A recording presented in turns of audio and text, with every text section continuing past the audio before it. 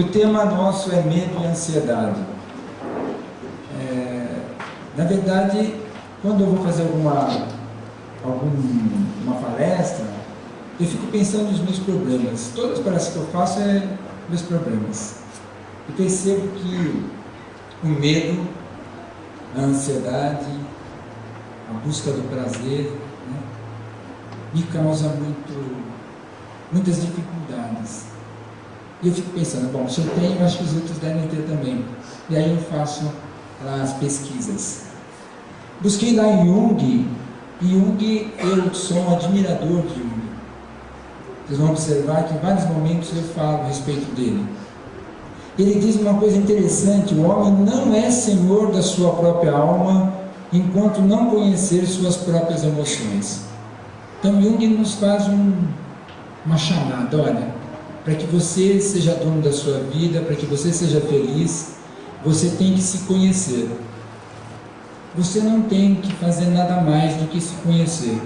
Então, o autoconhecimento é a chave da nossa felicidade. Não adianta eu tomar banho de sal, não adianta eu entregar rosas para Iemanjá na praia, não adianta eu acender uma vela, não adianta eu ir lá no túmulo de Chico Xavier, não adianta. A única forma de nós sermos felizes é através do autoconhecimento. Mas não é só Jung que diz isso. Os Espíritos nos falam isso, né? Nós é que às vezes tentamos alguma forma mais... A gente quer driblar a lei divina. A gente tenta buscar um caminho mais fácil, né, para sermos felizes. Mas vamos lá então nas nossas reflexões a respeito do medo. E aí eu vi que o medo aparece desde a Gênesis, né, gente?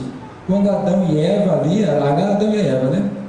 Aí diz Adão: ouvi teus passos no jardim e fiquei com medo, né? Então nós observamos aí que já no Gênesis o homem já apresentava o medo, né? E ele se esconde lá com a mulher, e Deus, muito irado porque não obedeceu o que tinha mandado, né, expulsou eles do paraíso. Então a gente vai vendo aí que o medo é uma coisa que está presente em todas as religiões. Os grandes líderes religiosos todos falam a respeito do medo. É algo para nós realmente ficarmos atentos. Hoje nós sabemos na ciência que o medo causa enfermidades, né? Nós sabemos hoje, por exemplo, que inúmeras pessoas, através desse medo crescente, que vem a síndrome do pânico, né? Então não é algo tão assim desnecessário, que não deve ser motivo de nossas reflexões. É algo que nós temos que parar para pensar. A questão é: você tem medos? Todo mundo tem. Quais são os seus medos? Quando nós falamos em autoconhecimento, talvez o medo seja uma das coisas que nós temos que nos debruçarmos para poder analisar. Nós vamos ver aí que o medo é esse desconforto que a gente tem, né? Uma sensação estranha que toma conta de nós, né? Porque o homem, ele busca prazer. Nós comemos por prazer, fazemos sexo por prazer. Tudo nós fazemos em busca do prazer. Inclusive usamos a religião para ter mais prazer, né? Qual é a religião que nos dá mais prazer? É para lá que a gente vai, né? Aquela religião lá arruma emprego, cura da saúde, a mulher solteira casa, enfim, então vamos para lá, porque nós estamos em busca de prazer. Muitas das vezes, a grande maioria das vezes, a massa não vai em busca de Jesus, não vai em busca de Deus, eles vão em busca do prazer. Eu lembro inclusive uma época, que não é do tempo de vocês são jovens, eu já sou jurássico. Teve uma época no Espiritismo que teve 7 liras, não era no Espiritismo, era um cara aí que... E ele recebia lá um Exu 7 liras, era uma multidão enorme, ele com a pinga na mão benzia as pessoas e o povo tudo ali. Mas não importa se é 7 liras, se é índio tal, se é Bezerra de Menezes, as pessoas querem benefícios. Onde dá mais, ela corre. Esse é um momento de reflexão para nós, né? Porque nós temos medos e buscamos prazer. E para isso nós vendemos a nossa alma, se necessário for. Temos que parar para pensar: será que está acontecendo isso comigo? Né? Porque nós podemos achar que nós somos seres espiritualizados já. E aí a gente, opa, peraí, eu não sou tão espiritualizado quanto eu achava que eu era. Isso é importante, isso faz parte do processo do autoconhecimento, né? Nós vemos aí que Jesus, né, inclusive essa é uma passagem de Emmanuel, né, no livro, eu acredito que é Fonte Viva, ou daqueles livros, ele diz assim: e tendo medo, escondi na terra o teu talento, né? Em Mateus. O homem recebeu lá o talento, ficou com medo e escondeu, né? Nós fazemos isso muitas das vezes. Aí Emmanuel faz uma análise aí, na parábola dos talentos, o servo negligente atribui ao medo a causa do insucesso, né? Porque muitos dos nossos insucessos, né, nós até, mas eu tive medo. Então nós vamos observar que nós às vezes não avançamos na vida porque nós temos medo. O medo é como se fosse um nó, né? Jung fala a respeito desse nó energético que nós temos. É um nó. Então eu quero fazer, mas alguma coisa me prende, me segura, não é? Nós às vezes atribuímos esse algo que me segura a alguma coisa externa. Falamos que é um espírito das trevas, falamos que é o obsessor, falamos que é o demônio, falamos, mas na verdade é uma limitação nossa. É algo que nós ainda não conseguimos avançar, superar, não é? E depois, na medida que a gente vai olhando aquilo, se nós tivermos essa sensibilidade, né? Se nós estivermos atentos mesmo ao autoconhecimento, nós vamos superando, mas nós temos que nos empenharmos para superar aquilo, né? Porque nós temos alguns condicionamentos na vida, nós vivemos uma vida de condicionamentos, né? Se a gente parar para pensar agora, o que eu fiz durante essa semana, a mais da semana passada? Algo assim, efetivamente diferente. Pensa bem, né? Nós levantamos, comemos, né? Fomos para o trabalho, dormimos, né? O que eu fiz diferente? Que eu posso dizer, não, essa semana eu tive eu estou falando a semana toda, eu não estou falando só hoje, não, porque nós vivemos que nem semelhantemente aos animais às vezes, não, né? O animal, eu vejo lá meus cachorros no meu quintal, né? Quando eu chego eu tenho 4 cachorros, sempre tem um que vem primeiro, depois vem o outro puxar a perna do primeiro, vem o outro mordendo o outro, e interessante que todo dia quando eu chego, eles repetem e eu, como os cachorros, vou balançando a perna para poder entrar, porque senão eles ficam pulando em cima de mim. Então a gente observa, eu fiquei observando os meus cachorros, eu comecei a observar, meu Deus, eu também repito os mesmos movimentos todos os dias. E eu entro dentro de casa, pego minha mochila, coloco no mesmo lugar, né? E às vezes eu falo até aquelas palavras, como é que você vai, meu filho? Né? Mas aquelas palavras que já estão, às vezes, talvez não estejam cheias de vitalidade, talvez eu não olhei meu filho, né? Porque nós vivemos dentro de, até as palavras de amor, eu te amo, né? Não é isso? Mas às vezes elas já estão desvitalizadas, porque nós vivemos o quê? Uma rotina. Nesse caso aqui, Emmanuel faz uma chamada para nós. Nada de, nós temos que avançar, não é isso? Mas vamos lá, que eu tenho 114 transparências para passar para vocês hoje. Então, no amor, João diz, não há medo. No amor não há medo. Olha que interessante. Ao contrário, o perfeito amor expulsa o medo. Porque o medo supõe castigo. Aquele que tem medo não está aperfeiçoado no amor. Aí eu lembro isso, meu Deus do céu. Então eu falo tanto de amor e eu tenho medos, vários medos. Nós temos medos, né? E tem medo até das pessoas mais próximas, né? Fora os medos que as pessoas por aí acabam criando, né? A mídia, os religiosos, não é isso? Porque através do medo, eles nos manipulam. Vocês sabem, quando o animal está com medo, o que ele faz? Ele fica paralisado, não é isso? Ele para de raciocinar. O ser humano, não o animal, mas o ser humano, diante do medo, ele fica sem a capacidade de raciocínio, não é isso?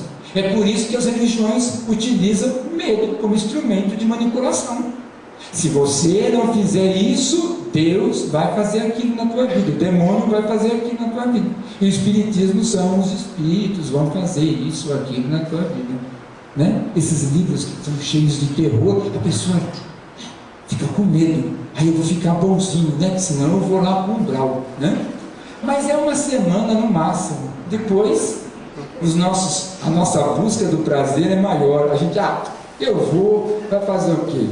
E alguns até desistem. Eu vou mesmo, sabe uma coisa? Eu não vou mais, eu não vou me esforçar mais, porque é questão do medo. Não é pelo medo que nós devemos despertar. O ser não é despertado através do medo, mas através do amor de João, né? Mas vamos lá. E aí nós vemos até Jesus falar que até os cabelos, eu ia colocar uma foto da minha careca para ilustrar aqui, mas não deu tempo. Até os nossos cabelos são contados, diz ele, né? E os pássaros, ele fala, não tem mais, diz aí Lucas, Jesus. Olhai, né, os lírios, olhai os pássaros. Nós dizemos que nós acreditamos em Deus. Não levante a mão, mas se eu dissesse assim, quem ama Jesus? As pessoas vão dizer que amam Jesus. Né? Mas a gente fala tudo isso porque alguém falou que era para falar, ou porque a gente fala porque todo mundo diz. Mas se nós realmente tivéssemos fé, convicção, né, nós não teríamos medo. Amanhã chega o médico para mim e diz assim, Roberto, você está com seus dias contados aqui na terra. E eu disse, louvado seja Deus. Eu estou há tantos anos no Espiritismo e vou poder agora me certificar do plano espiritual. O médico vai mandar me internar no hospital psiquiátrico, mas esta deveria ser o quê? A minha resposta. Esta deveria ser a minha resposta. O quê? Eu tenho... Por quê? Por que eu? Por que eu? Um amigo meu, que eu levei ao hospital, ele perguntou para a médica, por que eu? E ela respondeu para ele, se não fosse o senhor, quem o senhor acha que deveria ter a sua doença? E ele ficou parado. E eu fiquei, nossa, que lição, hein? Por que eu? Porque acabou o seu prazo, meu filho. Mas não tem um centro, não tem um passe. Se acabou teu prazo, acabou teu prazo. Você vai começar de novo em outro lugar. Então nós deveríamos, né? Deveríamos, mas não. Aí nós ficamos aí fantasiando, né? Buscando mentiras, né? Mas vamos lá, que não é o nosso tema de agora. Aí diz também aquela passagem de Jesus, acho maravilhosa essa. Jesus estava lá no bate-papo com os discípulos, de repente ele manda os discípulos ir na frente, e aí na madrugada os discípulos veem um fantasma no mar, e eles começam a gritar de medo. Diz lá em Mateus, os discípulos tinham medo de espírito, gente. Acredita num negócio desse? Você vê o ser humano como é interessante. Tinha medo, é o medo, né? E aí, mas Jesus falou, coragem, não tenham medo. Jesus fala sobre o medo também, veja só, não tenham medo. E aí acontece o segundo momento, onde Pedro diz, Senhor, né? Mas assim, aí essa passagem, não vou me estender muito, mas na hora que o mar começa a balançar, o Pedro começa a afundar e ele ficou com medo. Mas na verdade, afundou por causa do medo. Nós afundamos na vida quando nós temos medo. Então, a partir daí, quando eu percebi que eu ia falar sobre o medo, e eu comecei a analisar essas questões, eu falei, que interessante, né? Realmente o medo faz parte do homem, e o medo impede o avanço do homem, né? Muito bem. No budismo, nós temos uma figura que chama Tara, e ela também protege as pessoas do medo. Veja só, as religiões de uma forma geral, e ela associa, inclusive, ela representa, é muito interessante o budismo, porque ela tem essa coisa da religiosidade e da cura, né? E ela está associada à questão da respiração.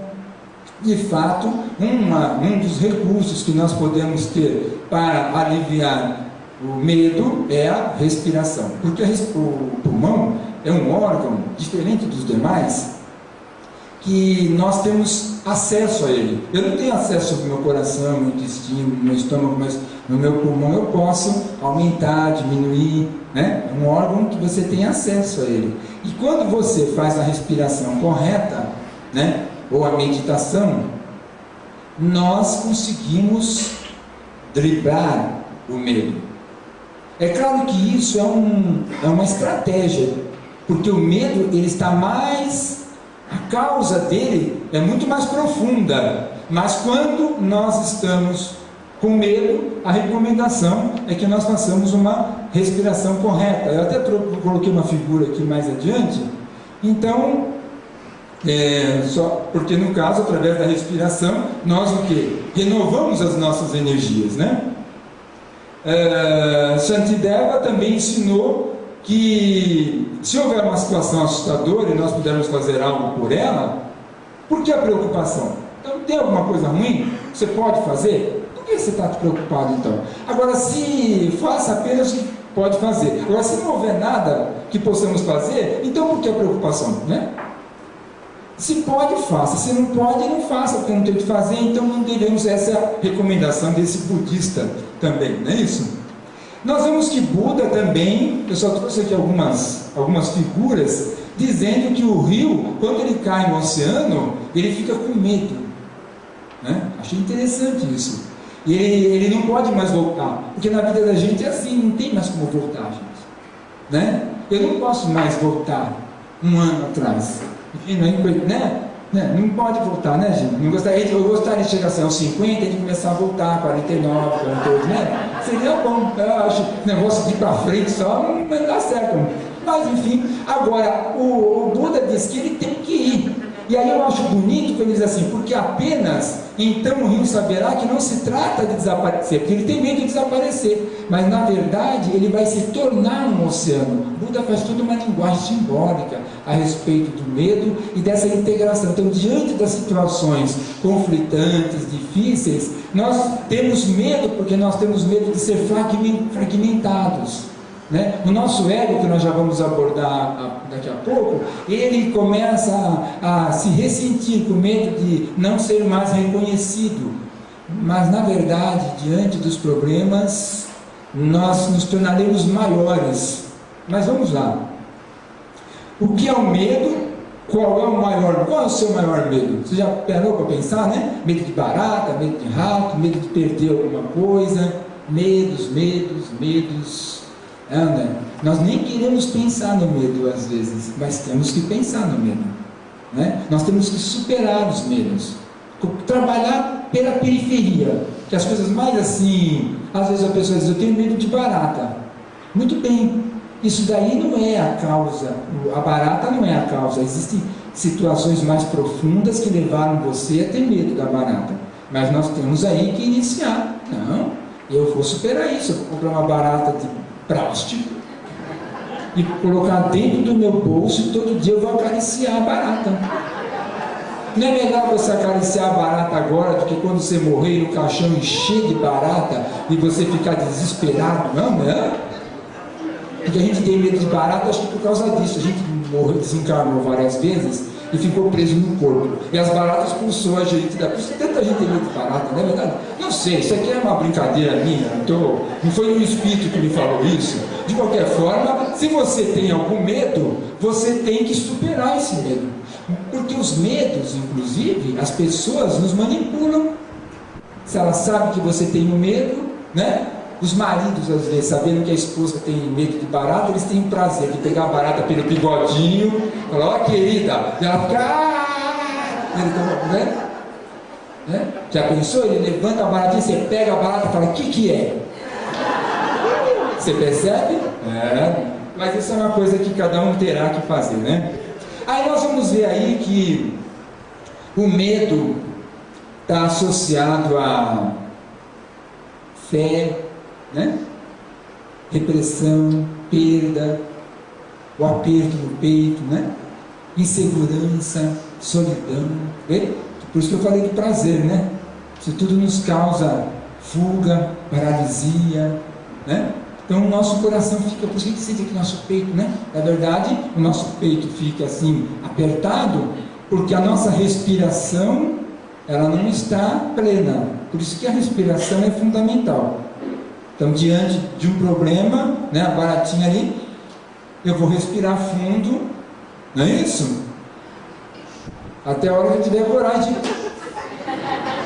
Mas, eu estou falando isso da barata, mas é claro, gente, que tem situações muito mais difíceis. Agora eu trouxe aqui uma historinha muito interessante que fala a respeito do medo e das potencialidades que deixam de ser desenvolvidas por causa do medo.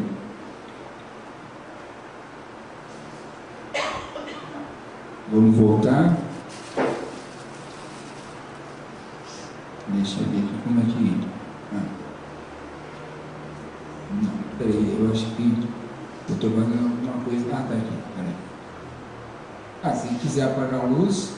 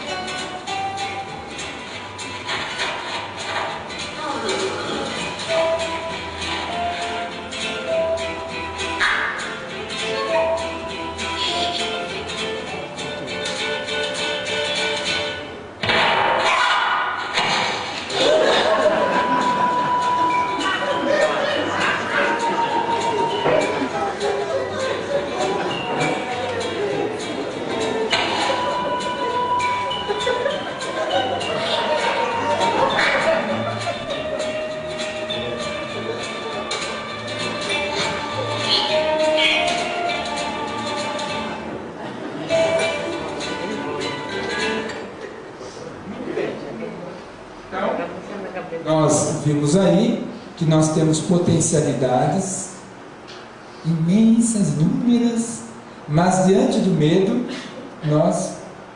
quantas coisas deixamos de realizar, quantas coisas na vida nós já poderíamos ter conseguido e ter avançado, né? A gente tem medo, né? Então a gente faz aquilo mesmo, tá bom? E a gente até colocou aqui alguns resultados, consequência do medo que nos impede, né? O tremor das pernas, a sudorese, a taquicardia, que nos impede de alcançar as coisas. Então temos que parar, é algo sério. Eu podia inclusive parar aqui a nossa conversa, para que cada um parasse, ficasse alguns minutos pensando: puxa, quantas coisas eu perdi na minha vida, quantas oportunidades, né? Mas e aqui nós colocamos até uma dica de respiração, né? Colocar a mão no abdômen aqui, como vocês estão vendo, né? E aí nós vamos levantando só o abdômen na respiração. É uma técnica budista, bem simples, uma das técnicas que nos ajuda. Agora eu quero dizer o seguinte: todas as técnicas que a gente aprende,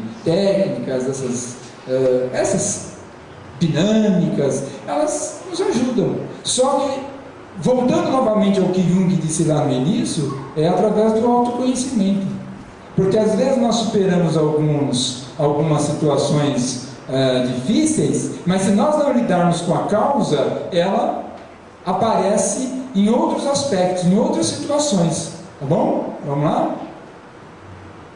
Então, como erradicar o medo? Então, a primeira coisa é nós perguntarmos, né? Quem sou eu? Né? Essa é a grande questão. Né? Somos mais do que esse corpo físico, nós somos um ser espiritual. Né? Nós temos que começar todos os dias a nos olharmos, nós temos que nos olharmos no espelho e dizer: eu sou espírito, eu não sou esse corpo. São coisas assim muito simples, que eu sei que tudo que eu vou falar aqui vocês já sabem. São coisas simples, mas nós temos que começar por: eu sou espírito, né? Meu filho é espírito, a minha namorada é espírito, a minha esposa é espírito, né? Eu começo a ter uma outra concepção de vida, porque aí eu posso ter uma outra concepção de vida. Não é isso? Ao invés de nós vivermos única e exclusivamente para o ego, como diz Joana de Ângeles, nós temos que estar com foco no nosso self, na nossa essência espiritual. A minha essência. Qual é a minha essência? E esse ego, esse corpo, e essas relações que eu estabeleço, ele tem que estar a serviço do self, e não o self está a serviço do ego, né? É meio complexo isso, mas é só didaticamente para a gente poder entender isso. Não que nós sejamos dois, mas a questão do foco que nós temos da vida, não é isso? E então aí, se nós não questionarmos a nossa vida, Sócrates disse até, uma vida que não é questionada não vale a pena ser vivida. Você tem que questionar a sua vida, mas não é questionar a sua esposa, questionar seu marido, é a sua vida. Vale a pena isso aqui? Né? Porque tudo é passageiro na nossa vida. Isso vai passar, tudo vai passar na vida da gente, não é isso? Tudo passa, né? A sua beleza passa, a sua riqueza passa, tudo passa. A gente sabe disso, só que às vezes a gente fica anestesiado e não quer parar para pensar nisso, e aí é o sofrimento, né? Diz Buda aí que o grande sofrimento do homem é o apego. Nós somos apegados, e quando nós percebemos que nós vamos perder aquilo no qual nós apegamos, nós temos medo. Toda vez que nós temos medo, é fruto do apego, e o apego sinaliza para nós que nós somos espíritos enfermos e precisamos rever a nossa vida. É uma coisa assim meia doida isso, porque eu vim aqui para perturbar vocês, eu não vim aqui para fazer outra coisa senão isso. Eu quero que todos vocês saiam daqui muito perturbados, assim, sabe? Eu sempre digo isso, porque eu sou perturbado. Então eu quero que vocês fiquem perturbados também. Puxa, a minha vida aqui na Terra, né? Puxa, eu pensei que eu era tão bacana, né? A gente pensa que a gente é bacana, não pensa? A gente pensa, não, a gente fala que não, porque a gente fala que a gente quer ter humildade. Não, quem sou eu? A gente pensa que é bacana, mas a gente não é bacana. Pensa bem, gente. Vocês vão, por exemplo, vocês vão numa fila para pegar uma ficha qualquer, uma fila que tem lá 50 pessoas na fila, né? Ninguém gosta de pegar a fila. Aí passa um amigo seu e diz assim: tudo bom com você? Vamos lá, eu sou amigo lá, eu trabalho lá dentro, eu passo você na frente. Aí você larga a fila e vai com o teu amigo junto com ele, e lá dentro você é capaz até de fazer uma oração, dizer: eu acho que foi Bezerra de Menezes que me ajudou a fazer essa safadeza, porque é uma safadeza, porque tem 50 pessoas na minha frente, eu ainda vou lá e oro a Deus agradecendo, porque algum espírito me ajudou a ser sacana com os 50 que estavam na fila, e eu sou espírita, e me acho bacana. Não tinha aqueles, não vai ser antifraterno, porque agora está na televisão, não, aqueles que puseram o dinheiro nas cuecas, eles oraram antes de pegar o dinheiro, puseram o dinheiro ali: Senhor Deus, nós agradecemos, que o Senhor é a glória, papai, enfiou o dinheiro no bolso e foi embora. Nós somos assim, gente.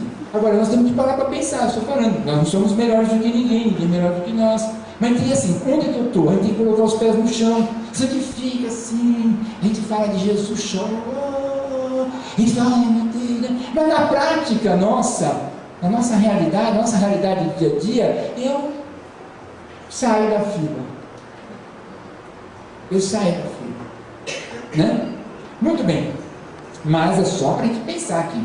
E aí, claro, ocorre quando nós não agimos corretamente, existe a lei divina, não importa se você é católico, espírita, umbandista, ateu, Deus, isso não tem, mas o que acontece? Você está em desarmonia com a lei divina, e aí você vive um vazio existencial. Não sei, eu estou sentindo uma coisa estranha dentro de mim, não sei, falta alguma coisa, né? Aí eu já sei, eu vou fazer uma viagem de navio, aí eu vou lá no shopping, aí eu vou comprar aquela joia, aí eu acho que se eu comprasse aquele carro, né? E a gente vai, quem pode comprar, né? Então compra, mas aí percebe que o pobre tem felicidade, porque como ele não consegue tudo, ele morre achando que se ele conseguisse, ele seria feliz. Agora o rico não, por isso que ele se suicida. O pobre não se suicida, dificilmente ele se suicida, porque ele tem esperança de comprar aquele carro do ano para ser feliz, porque ele trabalha, né? Aí morre de estresse, mas morre de... Agora o rico não, comprou, aí depois que ele comprou tudo, ele, puxa, não é nada disso, ele fica sem chão. É complicado isso daí, né? Muito complicado. Muito bem. Para isso nós temos que fazer...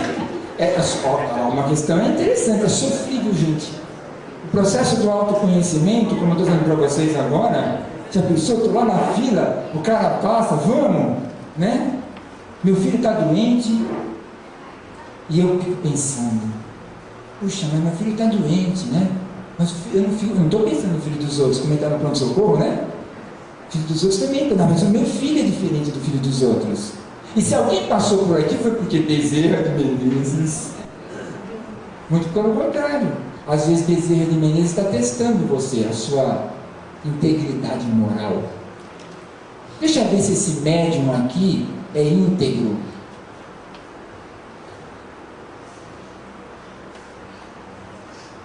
Deixa eu ver. Porque não cabe Bezerra fazer isso. Se ele deixou o filho dele doente em casa para cuidar do filho dos outros lá no morro, não é isso? Não, ele não faria isso. Então, sabe, a gente fica fazendo umas fantasias. Eu vejo umas histórias dos espíritas, eu fico meio assim preocupado às vezes. É verdade, né?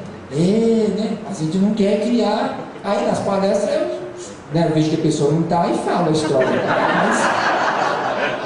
Mas é uma coisa que é vivência, a gente vai vivendo, vai olhando, vai percebendo as coisas, vai, né? Meu tempo, vamos lá. Então, nós temos que elaborar essas dificuldades. Aí a gente vai entrar agora na questão do ego, porque eu vou tentar aqui a gente entender um pouquinho como é que nasce essa questão do medo, por exemplo, né? E aí nós vamos lá. Eu sempre fico correndo atrás do tempo. Eu tenho problema assim, porque o pessoal quer ir embora, não quer? Quer. A Joana de Ângeles diz: o ser existencial tem o seu significado relevante que necessita ser detectado e utilizado com segurança. Os seus alicerces repousam nas camadas profundas do inconsciente. A Joana, nesses últimos livros dela, ela vem nos chamar a atenção. Ela diz, porque nós vivemos uma vida de superficialidade, né? As nossas relações, inclusive, são superficiais. Oi, tudo bom? Tá. E não é só fora de casa, dentro de casa também.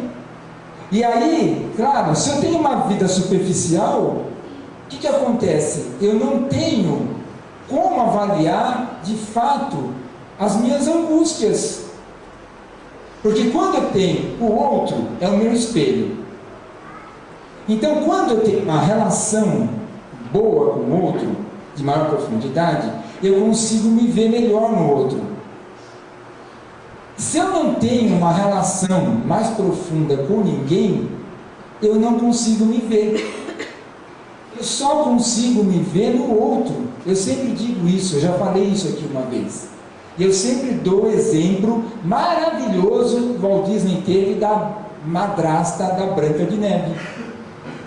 Tanto é que se eu conhecesse Allan Kardec, eu diria, de vez de colocar Evangelho segundo o Espiritismo, seria o espelho da madrasta da Branca de Neve. Seria o nome do livro. Porque o livro Evangelho segundo o Espiritismo, se você abrir e olhar, você se vê.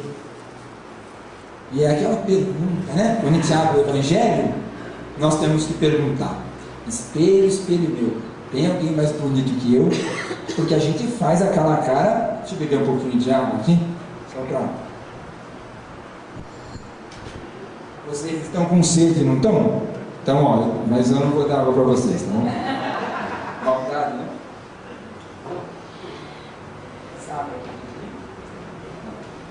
Mas vamos lá. O que acontece? Quando eu olho no espelho, eu me vejo. Puxa vida, né? Eu abri o Evangelho e estou me vendo.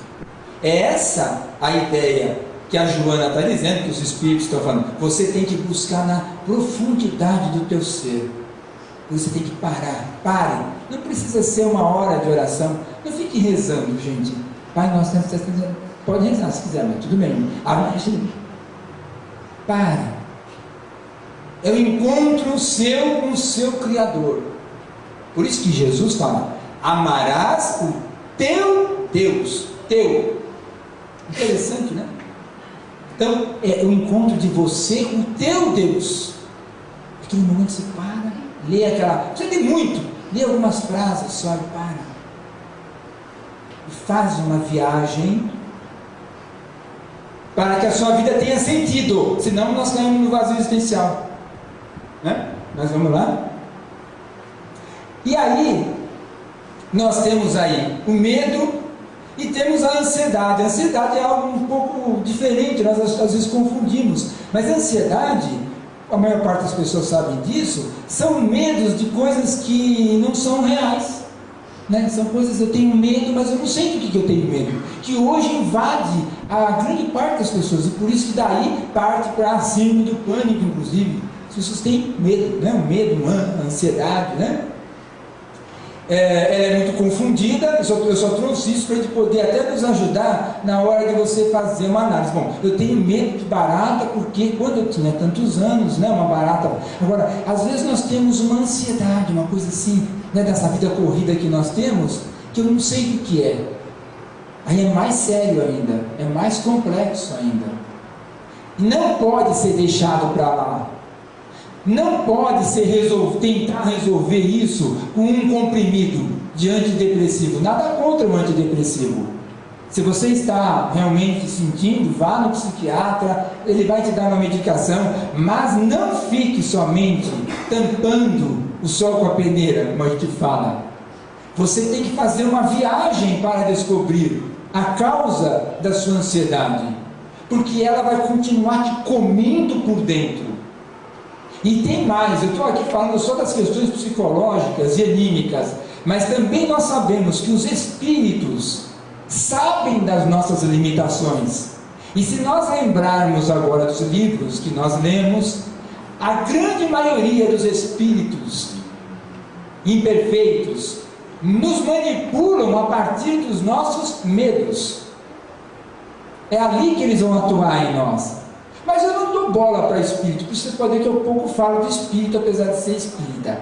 Nós temos que nos estruturarmos, porque se nós estivermos firmes, eles não vão atuar em nós. Às vezes nós ficamos tão preocupados em fazer sustentações, energia, mas nós esquecemos que as portas quem abre somos nós. Por isso que nós dizemos, sem autoconhecimento não dá para avançar. Porque nós somos manipulados facilmente, não só pelos espíritos encarnados, mas também manipulados pelas pessoas que convivem conosco. Porque as pessoas, sabendo da sua fragilidade, é naquela ferida que ela vai colocar. Marido, quando briga com a mulher, o que ele faz? Se a mulher contou alguma coisa dos pais dela, o que ele vai falar? Também com aquela mãe que você teve, com esse pai que você teve, não é assim? Eu sempre digo para o meu filho, não fala mal do teu pai para tua namorada, porque não é por causa minha, Paulo, não é porque ela pensar de mim, mas amanhã, quando vocês brigarem, ela vai falar, também teu pai fez isso, fez aquilo, outro. Porque as pessoas refazem uma coleção de sombras para, nos momentos difíceis, ir lá e cutucar o outro, encarnados e desencarnados. Nós temos que tomar cautela, não é isso? Muito bem. A ansiedade é considerada uma sensação que ocorre de excessiva agitação, né? Então, muito bem, vocês gostaram do bonequinho, né? E aqui até eu coloquei bonitinho, depressão é excesso de passado em nossas mentes, e ansiedade é excesso de futuro. Nós tivemos, Jesus fala, por que você está preocupado, né? Com o amanhã? Olha aí, ele fala aquela coisa, não olhar os pássaros do céu, olhar os lírios do campo, né? A gente faz aquela poesia toda. Essas coisas, gente, nós não temos que ficar preocupados. A gente acredita ou não acredita? Não, a gente tem essa convicção da presença divina na nossa vida ou não tem? Né? É que a gente quer que seja feito do jeito da gente. Aquele negócio seja feito à tua vontade, é papo furado, gente. É papo furado. A gente fala, mas a gente, no fundo, a gente não quer isso. Se ele pudesse falar, seja feita a minha vontade, né? Eu adoraria, né? Mas é isso aí. A ansiedade é um mal que não, é um mal que, se não tratado, pode acarretar sérias. Isso eu gostaria de lembrar, eu já falei, mas eu até coloquei aqui para reforçar, né? Eu gosto do Bob Esponja, então você também gosta do Bob Esponja, né? Então, aí, para reforçar, ele vai comendo as suas potencialidades, ele vai te paralisando. Essa é a questão séria, gente. Ele vai te paralisando e você começa a não avançar em todos os aspectos, não é só no aspecto espiritual, no aspecto afetivo, no trabalho, nas relações sociais, você vai ficando paralisado, né? E quando você perceber que está se instalando um mal desse, você tem que procurar um médico, você tem que procurar alguém da família no qual você tenha confiança, você tem que procurar o dirigente da casa espírita, você tem que dar tiro para tudo quanto é lado, porque é grave. É grave, não é algo, porque conforme vai passando o tempo, a depressão, ou a ansiedade, ou o medo, essas questões, o que eles vão fazendo? A nossa autoestima vai caindo, e depois, para a gente reorganizar isso aí tudo, é complicado, tá bom? Então, procurem aqui o Gino, ele está fazendo aniversário, já entra na fila e já conversa com ele. Muito bem. Aí são as questões que todo mundo sabe, né? Taquicardia, sudorese, tremor, essas questões de dor de cabeça que isso vai provocar, né? Eu já falei, né? Uma sensação horrível que a pessoa sente, né? Você está ali, nunca fique sozinho, não se tranque dentro do quarto, né? Procure um amigo, abra a janela, vai caminhar. Você tem que, porque as energias vão se, é como se as tuas energias fossem congelando, não é isso? E aí nós colocamos assim alguns itens. Ansiedade, eu achei bonita essa frase, é quando faltam sempre muitos minutos para o que quer que seja, né? Achei muito interessante, né? E aí algumas dicas, mas eu queria pular porque eu tenho algumas coisas para falar e eu tenho que falar alguns minutos. Aqui eu só coloquei algumas trechos do livro Nosso Lar, mostrando que os espíritos também têm medo. Por isso, quando eu falo de medo, eu não estou falando de alguma coisa que se limita à vida material. Os espíritos também têm medo. Isso aqui é André Luiz, ó. Ele disse que ficou com medo lá. O medo da escuridão, o medo... Nossa, eu ia colocar... Inúmeras vezes André Luiz fala do medo. Então, são questões que não podem ser deixadas para lá, né? E aí, agora que eu vou começar a conversar com vocês sobre o tema de hoje, tá bom? Você vai mandar pensar, tá bom? Não, rapidinho, eu só vou tentar passar aqui alguns conceitos que a Joana de Ângeles, ela nos fala a respeito dessa estrutura psíquica nossa, que vai ajudar a entender um pouquinho mais como é que se instala em nós esse sentimento. O espírito de Calderaro, conversando com o André Luiz, nas obras do André Luiz, ele diz que nós temos 3 andares, né? Dentro da nossa mente, ela é dividida, né? Só vamos assim, falando bem, tentando ser o mais simples possível. Nós temos 3 departamentos dentro de nós. Um que é aquele lado primitivo nosso, que estabelece relação com o outro, e o outro que são as noções superiores, são as nossas aspirações. Aí nós temos aí 2 autores, nós temos aí Freud chamando isso de id, ego e superego. O Jung, ele substitui o superego por self, mas isso nós já vamos ver, eu vou tentar falar, né? E aqui eu tenho um filminho para passar para vocês. Será que, se der tempo, se não der também, eu volto outro dia aqui o ano que vem e a gente conversa, tá bom? Tudo bem? Então vamos lá. Que o cachê aqui é bom, entendeu? Então eu tenho que deixar sempre para voltar.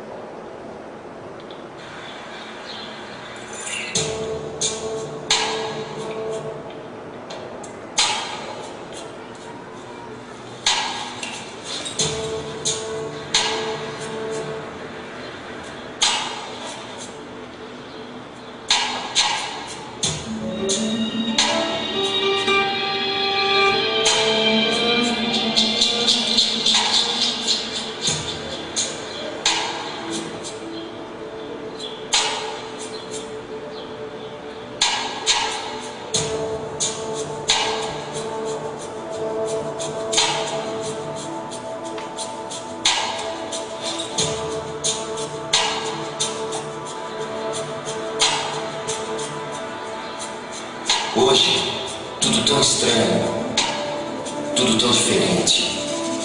A porta na frente e o medo por dentro. Medo de sair, de cruzar, de abrir.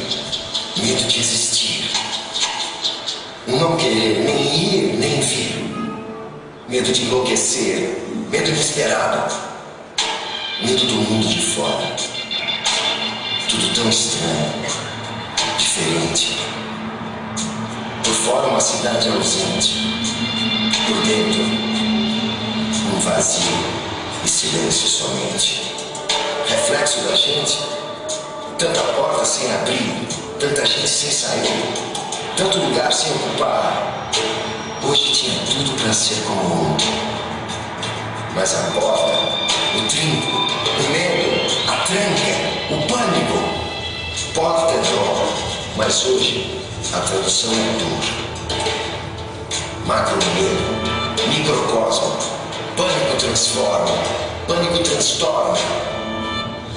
Porta tranca por fora, pânico tranca por dentro.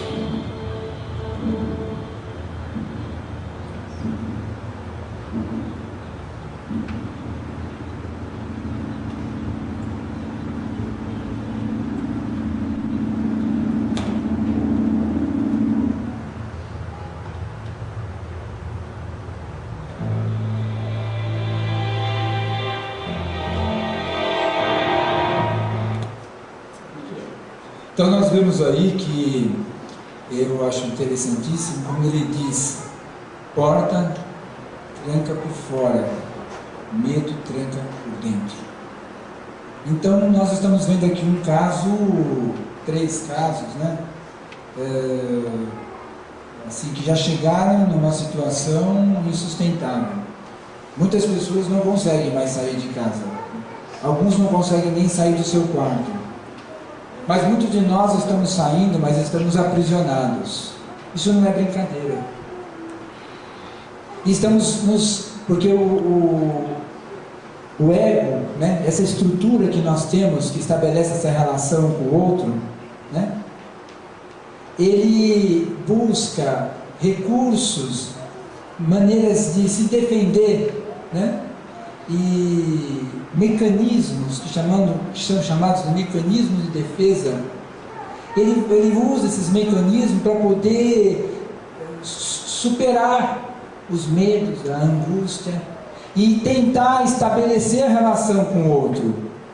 Mas se nós não temos consciência de quais mecanismos nós estamos utilizando, se nós não temos consciência de quais medos nós temos, se nós não temos consciência de quem nós somos, o que vai acontecer, gente?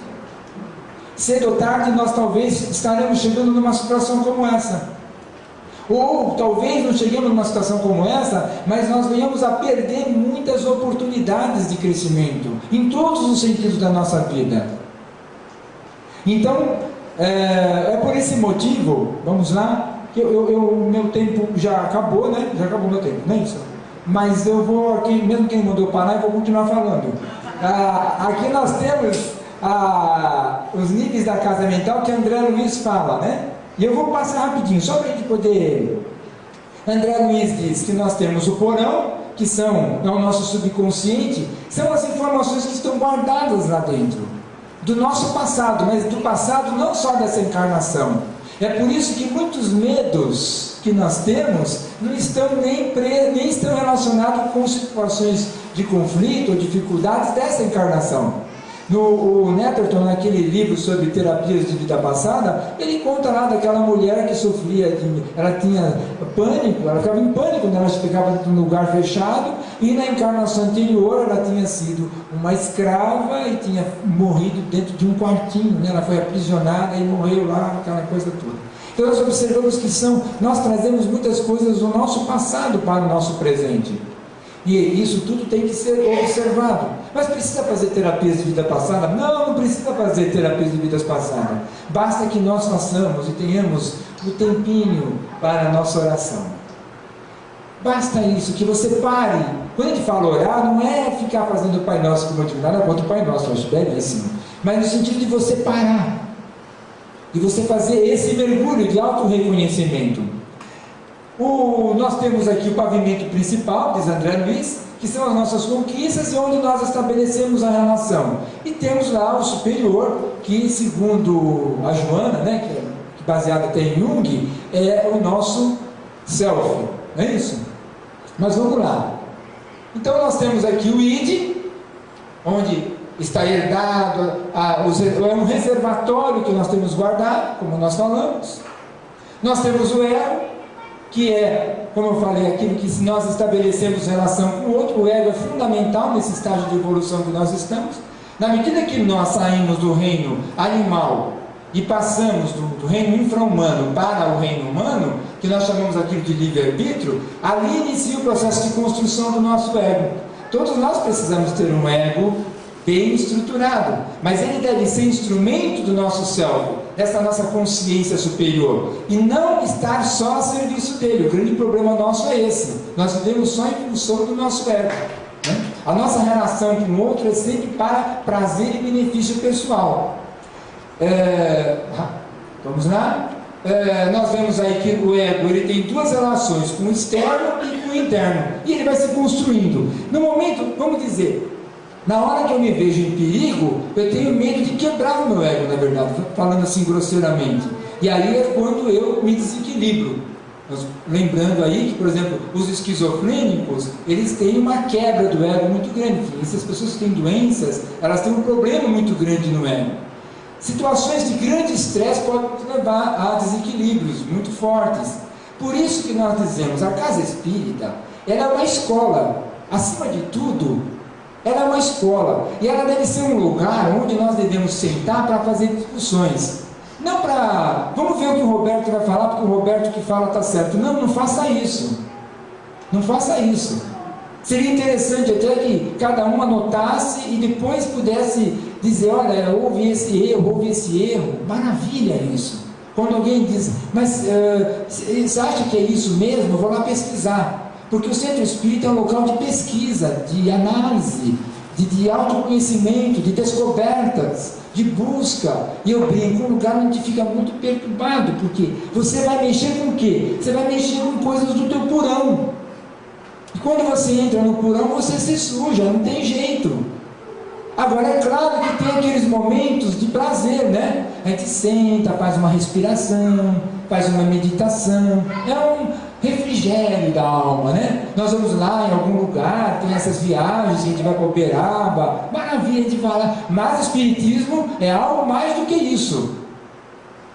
O trabalho mesmo, ele é desgastante, ele é pesado, porque você tem que estar abrindo o espelho e dizendo, eu sou mais bonito, e ela vai falar, não, o espelho vai responder, e vai sinalizar algumas coisas para nós, né? Rapidinho já,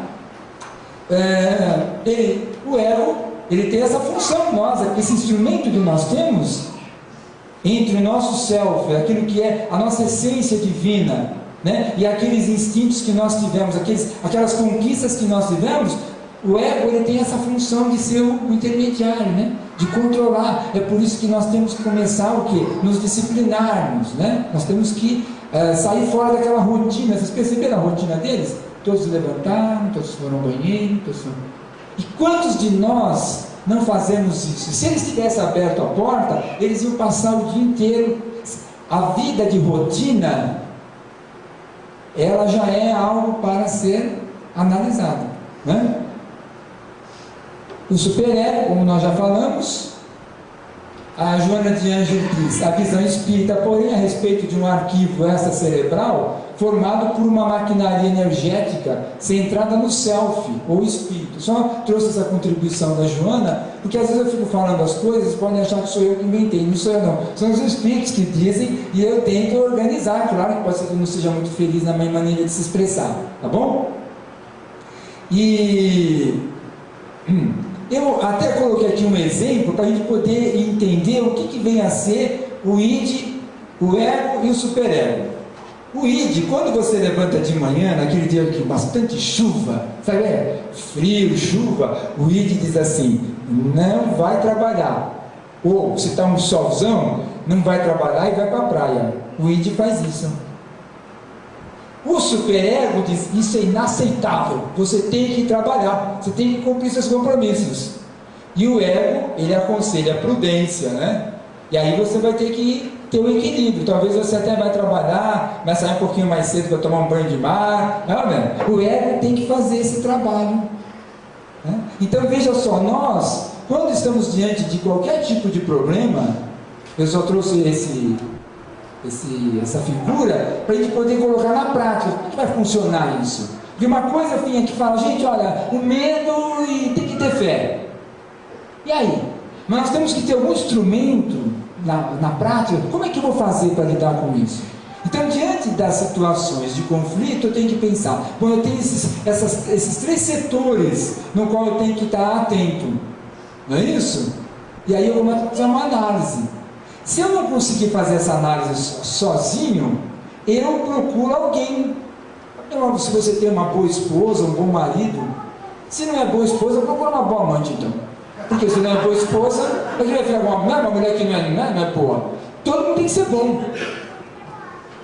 Você tem que ser bom no que você faz, gente. Não, isso aí não é da palestra. Mas você tem que ser bom no que você faz, gente. Não. Se é uma esposa, tem que ser boa esposa. Se é marido, tem que ser um bom marido. Mas, claro, é mais ou menos, perdendo o tempo do outro, empatando a vida do outro, não é?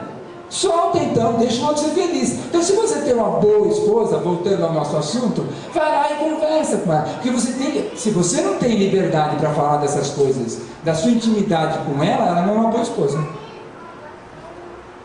Percebe, gente? A coisa é muito maior. Você está brincando. Você está fazendo brincadeirinha ali de papai e mamãe só. Você tem que ter alguém que você diz, hoje eu estou com um conflito, com uma dificuldade. Sai para lá. Vai, opa. Sai para lá, então eu vou sair para lá mesmo. Porque as pessoas têm que ter, claro. Não podemos brincar mais que o nosso tempo é precioso. E aí, vamos lá, só para encerrar aqui. E eu só queria lembrar, meu tempo passou demais, mas eu queria lembrar só o seguinte, gente. Por que é difícil lidar com tudo isso?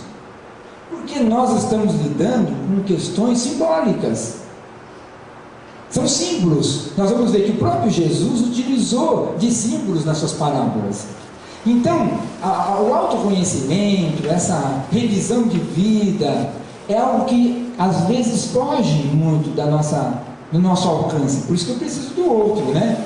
E aí eu tenho que, na conversa, tentar dar sentido às coisas na minha vida. E aí nós vamos ver que a própria Joana de Ângelo, o próprio Jung, ele vai falar a questão desse mundo simbólico, que é um mundo que é o nosso inconsciente, todo ele é simbólico, e que as relações se estabelecem dessas informações todas simbólicas através do ego e o self.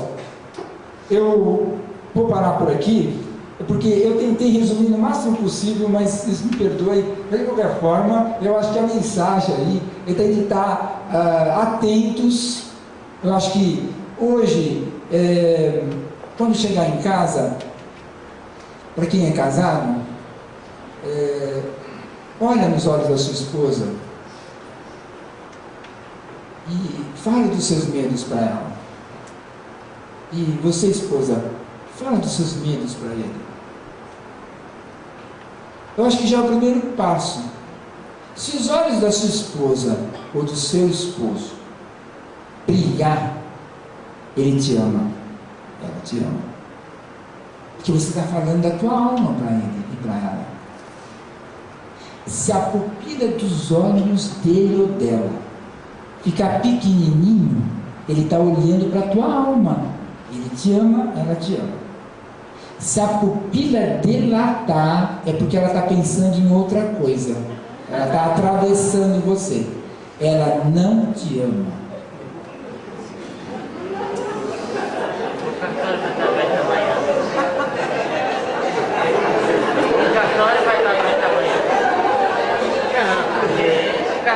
Porque você sabe se a pessoa está olhando para você ou não pela pupila, né? Porque se eu olho para a pessoa, a pupila fica pequena. Se eu olho para a pessoa e a minha pupila fica grande. Então, São questões assim simples, você vê? A primeira coisa é saber se você está ou não dormindo com o inimigo. Primeiro passo. Primeiro passo. Aí depois, gente, é só luta, é só avanço, é só conquistas, entendeu? É só realizações, é só descobertas, é só libertação, porque nós temos que nos libertar, né? A finalidade, o autoconhecimento nos dá liberdade. Nós estamos aprisionados, tá certo? Eu agradeço demais a paciência de vocês, explorei demais vocês aqui. Jesus abençoe todos, tá bom?